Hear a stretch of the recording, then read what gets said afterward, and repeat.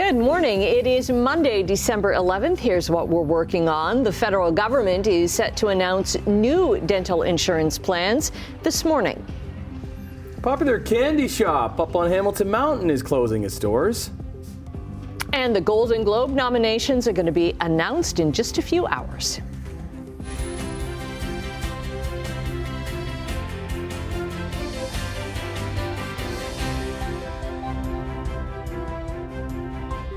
And here we are, bright and shiny and green. Mm-hmm. Yeah, you're well green. Done.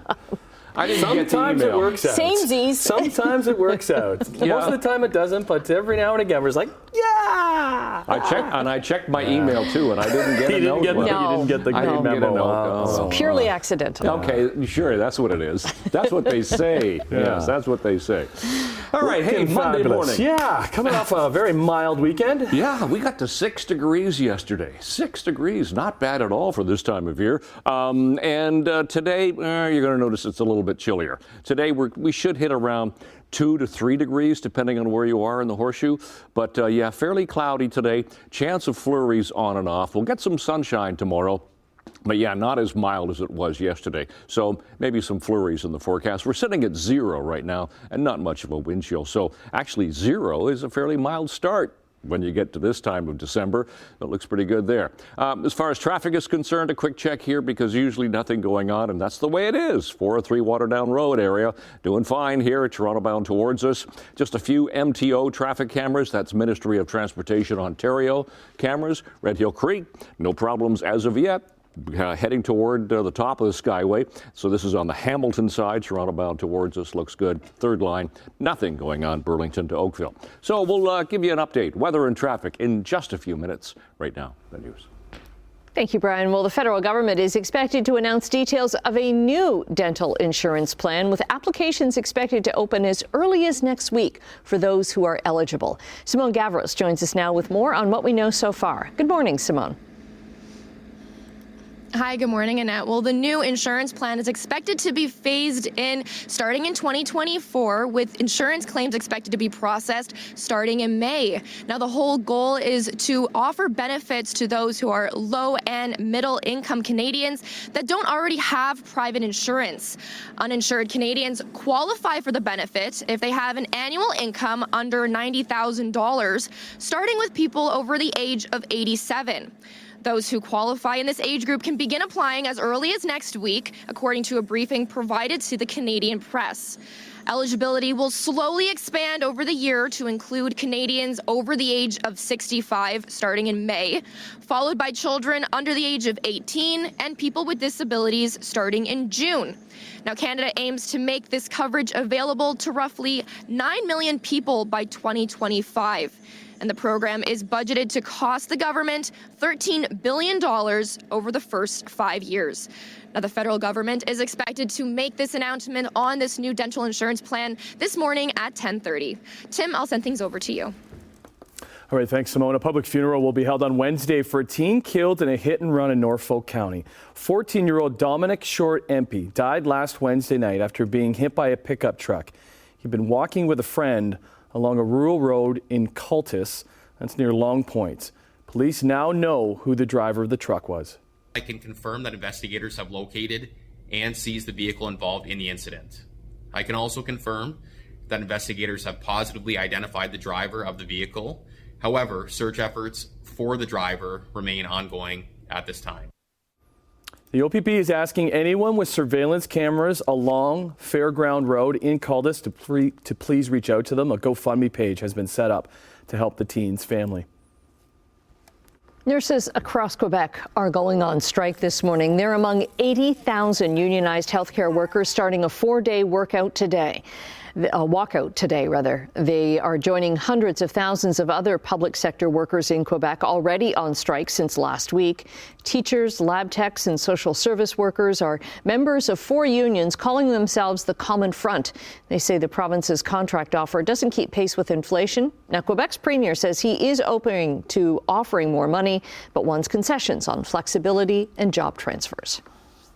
Ontario government is set to announce it is fulfilling its 5-year-old promise to allow the sale of beer in corner stores. And that announcement could come later this week. Premier Doug Ford's government is expected to unveil a plan to expand the places where alcohol is sold, including beer in corner stores. Now, the province will also formally announce its intention for the future of its deal with the beer store. That deal was signed by the previous Liberal government back in 2015. The new plan will allow for the privately owned beer store to remain involved in the distribution of beer as it is now for restaurants, bars, and grocery stores, as it is now for its own retail locations. Do you know what's in Canada's Charter of Rights and Freedoms? A new poll shows a third of Canadians say they've read it, but many don't actually know what's in that document. The president of the Association for Canadian Studies, which commissioned the poll, says many Canadians feel they know the Charter better than they actually do.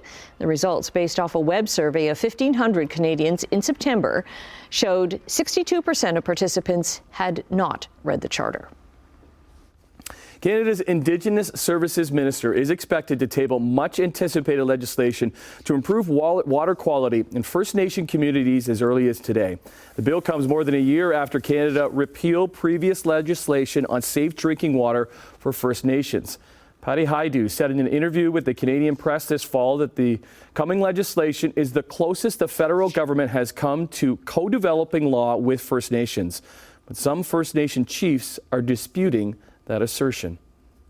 Band members of the Mississaugas of the Credit First Nation have elected a new chief. Claire Salt picked up 220 votes, 9 more than the second place. There were a total of 493 ballots cast for chief. Former Chief Stacey Laforme retired from politics on his birthday. That was on Saturday. The swearing-in ceremony for the new chief is expected to take place this Friday. There was a rally yesterday in Hamilton demanding the federal government call for a ceasefire in the Israel-Hamas war. Dozens of people gathered in front of Hamilton Mountain MP Lisa Hefner's constituency office on Upper Gage. They had signs and heard speeches from organizers that they hope will put pressure on the federal government to formally call for a ceasefire. More than 17,000 people have reportedly been killed in Gaza since the October 7th attacks began. Israel says more than 1,200 of their citizens have died, with 240 hostages taken. A Hamilton business on Concession Street is closing its doors. Candyworks is shutting down at the end of the year after 18 years of serving up retro candy, ice cream, handmade chocolates, and other goodies. The shop has been on Concession Street on Hamilton Mountain for 6 years in its current location since 2021. The owner says the closure is the result of an ongoing landlord issue.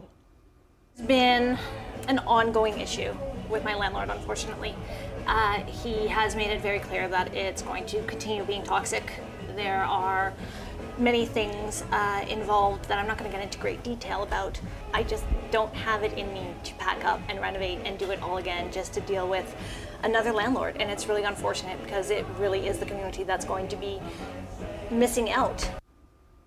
And while the shop itself is closing, Candyworks will continue as an online entity next year. The shop's last day is December 31st. Well, Buckingham Palace has released the royals' official Christmas card. The card reads, "Wishing you a very happy Christmas and New Year." The photograph was taken in the throne room at Buckingham Palace after King Charles's coronation on May 6th. He's wearing a robe made of purple silk velvet embroidered in gold. This robe was once worn by King George VI in 1937, and Queen Camilla is wearing a robe designed and hand-embroidered by the Royal School of Needlework. Well, what a weekend for sports fans in the area as the dream of Shohei Ohtani coming to the Blue Jays ended on Saturday afternoon when the superstar signed with the LA Dodgers for $700 million. More on that coming up in Sportsline at 7. Let's get to the Bills coming off a bye. In tough against Patrick Mahomes and the Chiefs in Kansas City, and they were up 3 with a minute left. They come again. There's a flag down at the line of scrimmage as the pass is to an open Travis Kelce, who flings it back over to Tony. My goodness, this is going for a touchdown. But that touchdown was called back after a brilliant play by Travis Kelce, getting the ball to Kadarius Toney for the go-ahead score. Problem was, Toney lined up offside to start that play, meaning no touchdown. And Mahomes and his Chiefs were unable to score again, meaning the Bills saved their season with the 20-17 win. Josh Allen tossed a touchdown, was fantastic behind center, leading Buffalo to the 7-6 record to keep up in the wild card race. Mahomes none too happy with the calls as they fall to 8-5. Doesn't get any easier for the Bills. They host Dallas on Sunday. Prescott bouncing, looking, escaping, throwing on the run. Flag is down as Lamb catches it, takes it to the end zone for a touchdown. And how about them Cowboys? They are cruising right now. They won a 5th straight game and 15th straight at home as they took care of their rivals from Philadelphia. Dak Prescott threw for 2 touchdowns. And kicker Brandon Aubrey, he would kick 4 field goals, including 1 from 60 yards, 1 from 59 yards. He is 30 for 30 in field goals this season. Dallas pulls even with the Eagles for top spot in the NFC East at 10-3. All right, let's hit the ice and head to Mississauga as the Ice Dogs wrapped up a tough weekend where they were not able to pick up a win in 3 games. After losing to Erie and Sudbury on Thursday and Friday, the first-place Steelheads would take down the last-place Dogs 5-3 the final. Niagara will try and get back in the win column when they host Ottawa on Thursday. Yossi over to Fabro to the traffic, rebound, score! It's Colton Sissons again! Yeah, night after the Predators were shut out by the Leafs on Hockey Night in Canada on Saturday, they were right back at it in Montreal, taking on the Habs. Colton Sissons would score both goals for the Preds, able to hold off the Canadians, who pulled within 1, but that's as close as they came. Nashville wins it 2-1. Last Bouchard, he scores, stays hot. Evan Bouchard, a howitzer, 2-0. 99 plus on that one. Finished with the hottest team in the NHL, the Edmonton Oilers, after a horrific start to the season. Oh, they're cruising right now, and that blast by Evan Bouchard, that'd be your game winner. Connor McDavid had a goal and a helper as they beat New Jersey 4-1. They've won 7 straight games. After flirting with the cellar in the NHL, they are now close to a playoff spot. It is Monday again, 12 minutes after 6 o'clock. It's the 11th of December. We've got a fairly mild start to the morning here. I mean, our temperature is on the freezing mark, so that's not bad for this time of year. But first of all, let's get into some traffic here. 403 Waterdown Road area. That's our camera. It's still doing okay, so not a lot to see right there. Generally, flip the MTO. No, seriously? How about that one? Nope. Well, maybe we can find a camera here. Here's the QEW at the Ford plant. They were all working about 60 seconds ago, and they've just decided to go walkabout. Here's the QEW at the Ford plant. We'll flip ahead to Cawthra at the QEW, and that's doing okay. Generally, that's how it all looks this morning, as long as the camera's not in black. All right, let's get to our temperature that we have this morning. I know the graphics are there because I build them. So temperature right now sitting at 0, but that wind is picking up. That's a chilly wind, west-northwest, 24 to 36 at the moment, but the skies are mainly clear. We had a fair bit of cloud cover earlier. No problems today once again for air quality in the low-risk category for school today. 2 degrees, that's all we're going to get today. We got to 6 yesterday. A bit of a wind chill as well this morning, about -9.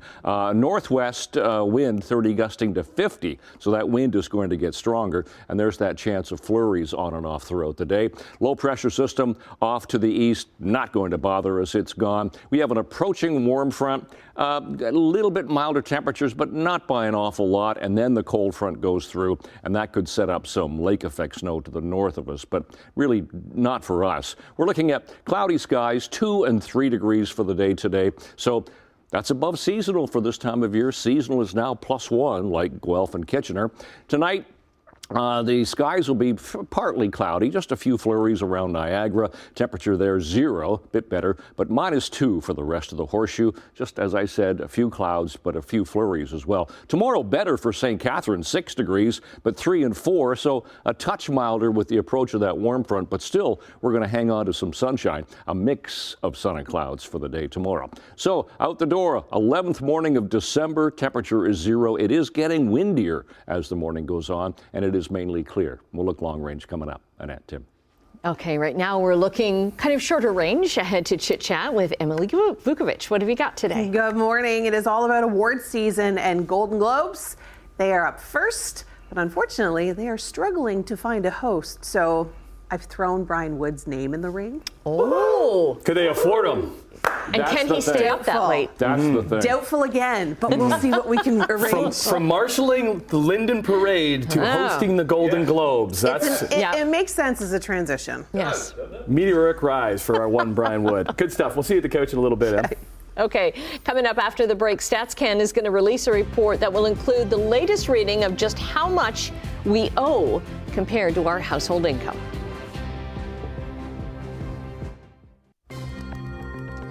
Canadian dollar is down 4 basis points this morning to 70.79 cents U.S. Gold is down $5.60. Crude oil is down 44 cents to $70.79 a barrel. Midday trading in Europe and markets are down in London and Frankfurt with some slight gains in Paris. Off to Asia we go on this Monday. Markets are up in Tokyo and Shanghai. Down slightly in Hong Kong. North American markets, they wrapped up the trading week last week with some gains across the board. Some nice gains for the Dow Jones. Slight gains for TSX. Let's see how they start a new trading week on this Monday, December the 11th. Well, later this week, Statistics Canada is going to release official figures on how much we owe. The report on Wednesday will include the latest reading of how much Canadians owe compared to their household income, as well as how much households are paying to service the debt. In the last quarter, the amount Canadians owed relative to how much they earned fell to 180.5%. So that means for every dollar we make, we have $1.80 and a little bit more in debt. As compared to $1.84 in debt in the first quarter of the year. Trouble in Toyland is forecast for this holiday season. Higher inflation is weighing on consumer behavior for the holidays, and independent toy stores have a lot of competition from big box retailers. And retail strategists say the big chains may come out on top, pointing to the quick convenience accounting organization KPMG recently found 70% of Canadians don't plan on spending as much on discretionary items like apparel, electronics, or toys as they did in previous years. The bargaining pattern has been set for energy workers across the country. Their union, Unifor, says workers from its energy locals have ratified a tentative 3-year deal with Suncor. To make that deal complete, local unions will use the national pattern and negotiate specific issues at terminals and refineries across Canada. The pattern involves more than 7,500 workers under Unifor's National Energy Program. Federal government has recovered $40 million of its investment in the now defunct Quebec-based vaccine developer Medicago. It was part of a deal with the parent company. The government provided Medicago with $173 million in the early days of the COVID pandemic to develop plant-based vaccine in Quebec City and set up a facility to produce doses. Though Medicago's vaccine was approved for use in Canada early last year, no doses of the shots were ever distributed. Meanwhile, the World Health Organization rejected the vaccine due to the company's ties with tobacco giant Philip Morris, which made it impossible for the product to be exported outside of Canada. Government of Panama has ordered formally Canada's First Quantum Minerals Limited to end all operations at its $10 billion U.S. copper mine in Panama. That's according to the Canadian company's local unit. Panama's Ministry of Commerce and Industry ordered the metals producer to shut down following a Supreme Court ruling that invalidated the law that governs Cobre Panama's operating license. The mine had been at the center of a lot of protests that erupted over a decision to approve a new multi-decade contract. That contract was approved in October. Shares of the Vancouver-based company fell as much as 2.1% in trading in Toronto. Okay, off and running on your Monday morning. I'm going to take a short little break. We'll come back. Brian will be yelling at the traffic cameras and having a look at your 7-day forecast in 2 minutes. 6:24 is the time. Let's get to our MTO traffic cameras. At no time did I raise my voice when I was yelling at the MTO traffic cameras. We'll call it an open and frank discussion, I think is how they term it, isn't it? QEW and Highway 406. That looks good. Yay, that one's there. Here's the south end of the Burlington Skyway Bridge. No problems at third line, all the way through Sheridan and into Mississauga, and the 403 at Huron, Ontario, going through Mississauga. That's doing fine as well. So the only problem that we do have is the QEW Toronto bound at Ontario Street in the Beamsville-Lincoln area. We have a center lane closed with a collision. To our temperatures, let's get to them. Temperature right now is 0 in Hamilton. The winds are picking up at the moment, gusting to almost 40 kilometers an hour, but 0 for Grimsby, 1 Mississauga, 2 for Toronto. If you want to talk about seasonals for this time of year, they've changed a little bit now. +1 for the daytime high, -6 for the overnight low. Sun times and records there. And yeah, it looks like we're going to get some flurries on and off throughout the day today. So heading into school this morning, by first bell should be 0. But yeah, some flurries, and those flurries will linger on and off today. +1, it will be the temperature coming home. But we should climb to 2 as the day progresses. Fairly cloudy with flurries. Tonight, -2. Wind chill around -9, so a chilly night. 3 degrees tomorrow, so it gets better, and we'll have some sunshine for the day tomorrow. And then the sun sticks around for a few days. -1 Wednesday, 2, then 4 degrees for Friday, 4 again on Saturday. Mix of sun and clouds to mainly sunny skies, and then cloudy and 5 for Sunday in the long range. That's your forecast. I'm at Tim. All right, thanks, Brian. So what started out as a Facebook group of dads in Burlington has turned into really a fundraising machine. So for the past few Christmases, they have raised money to buy thousands of dollars in toys for kids in need. Burlington Facebook Dads group is made up of almost 6,000 men, and many of them hit the Toys R Us in Burlington with their families yesterday for a special shopping spree. The group raised $25,000, and they spent it all and then donated all of those toys to the Salvation Army. Well, that's pretty cool. Well, it's so cool that you bring your kids with you to do that. Because kids know what other kids want, and I'm sure it's like pick something that you would like to receive at Christmas. That, but also the reason for giving. Yeah. You know what I mean? Yep. Because important lessons. Well, the kids see these toys and they want the toys, but there's other kids that need the toys. Yep. Because there might be something under their tree that there was nothing there. So being able to pass that message along. So kudos to that group. Great message on a Monday morning. Okay, I hope you're good. You good? Better. Oh, yeah, you had a bit of a weekend, didn't you? A bit of a bug. Maybe chat about that. I'll talk about my weekend coming up, too.